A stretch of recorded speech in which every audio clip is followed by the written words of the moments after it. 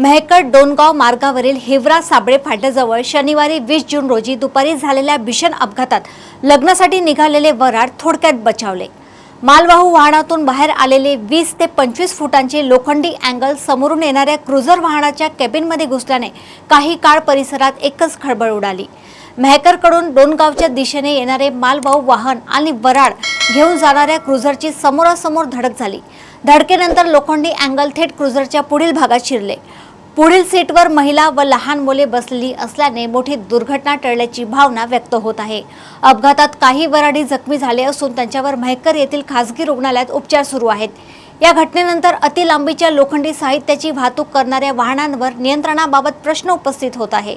वाहतूक नियमांचे उल्लंघन करून जीव धोक्यात घालणाऱ्या अशा वाहनांवर कठोर कारवाईची मागणी नागरिकांकडून होत आहे। अपघाताची माहिती मिळताच डोणगाव पोलीस घटनास्थळी दाखल झाले आणि बचाव कार्य राबविले। या प्रकरणाचा पुढील तपास सुरू असून अपघाताचे नेमके कारण शोधले जात आहे। देशोन्नतीसाठी यासिम बेग यांची रिपोर्ट।